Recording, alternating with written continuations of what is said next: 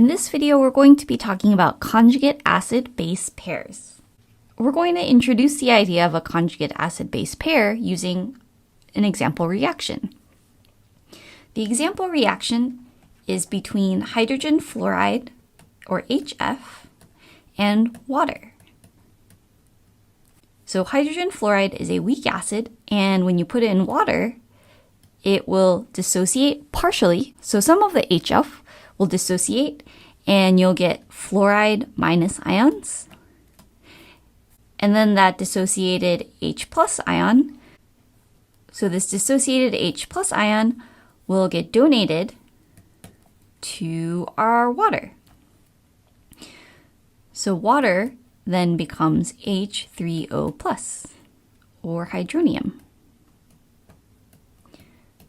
And so this process is in dynamic equilibrium because it can go forward and it can go backward, and eventually those two rates are equal and they're both happening at the same time. So in this reaction, we have a couple things going on, and we're going to think about it in terms of hydrogen ions being exchanged.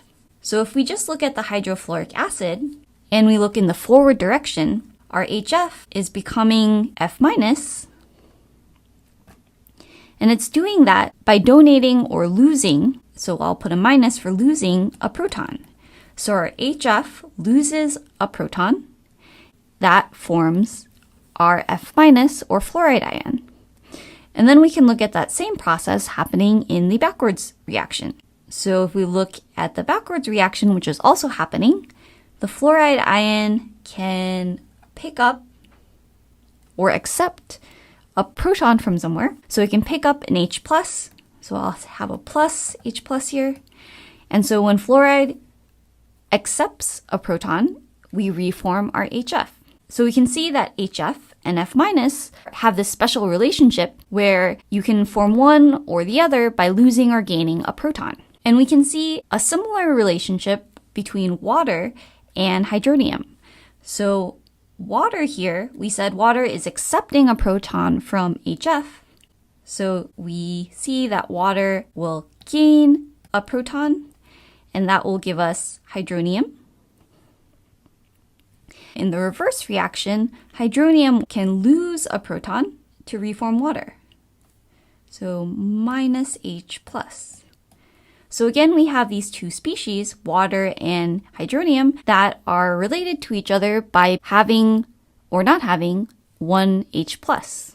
So in chemistry, we call these species that are related in this way conjugate acid-base pairs.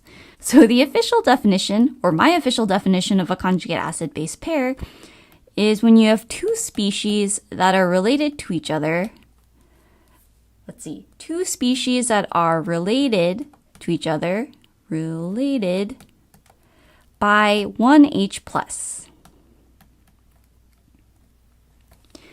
In this case, we have HF and F minus that are related to each other by that one H plus. And so HF and F minus are a conjugate acid-base pair. We also have water and hydronium, which are also related by that one H plus. So water and H3O plus are also a conjugate acid-base pair. You can probably tell from the name, but whenever you have a conjugate acid-base pair, one thing in the pair will be an acid, and the other thing will always be a base. The definition of which one is the acid and which one is the base comes from the Bronsted-Lowry definition of acids and bases. So the Bronsted-Lowry definition says anything that can donate an H plus, so anything that will give away an H plus, is an acid. So we can see that in this case, our hydrofluoric acid is acting as the acid in the conjugate acid-base pair. And that means that fluoride has to be acting as the base. And that makes sense because the Bronsted-Lowry definition of a base is something that will accept an H plus. And that's exactly what it does in the reverse reaction. Your F minus will pick up an H plus and go back to your acid. So we can also look at water and H3O plus. So here, water is gaining a proton or accepting it. So water is acting as a base. And in the reverse reaction, H3O plus is donating a proton, so H3O plus is acting as an acid. the relationship between conjugate acid-base pairs, we can write a little bit more generally. So if we represent any generic acid as HA, so this is our acid, we said that a acid is something that donates a proton. So it'll lose the proton, and when it does that, it will form the conjugate base, which is represented by A-. In the reverse reaction, our base, A-, can gain a proton and remake our acid, or conjugate acid.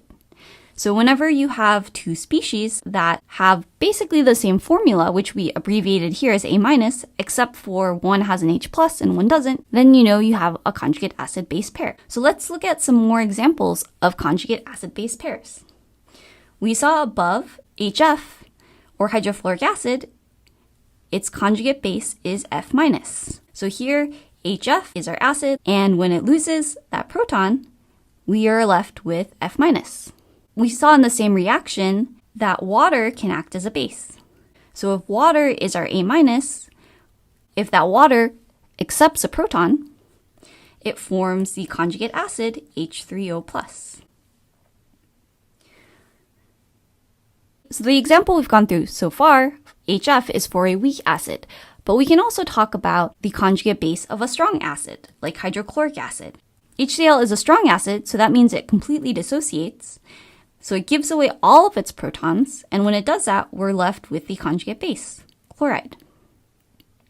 So even though chloride isn't particularly basic, it's still the conjugate base of HCl.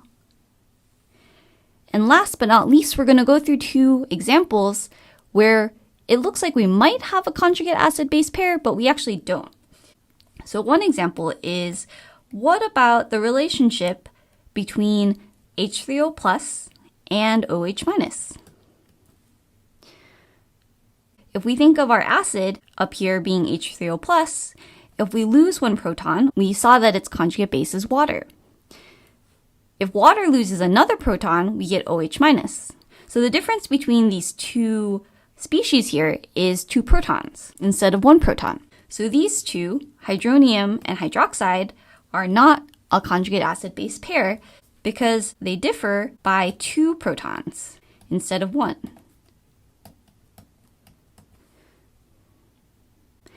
And then the last example we'll look at is, we said that fluoride is a conjugate base of HF.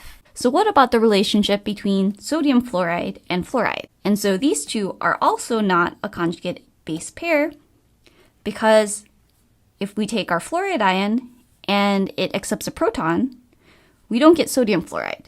They are related by a sodium ion. So by definition, that these two are not a conjugate acid-base pair. So in this video, we learned that a conjugate acid-base pair is when you have 2 species and they have the same formula, except one has an extra proton. So the acid has an extra proton, which it can lose to form the base.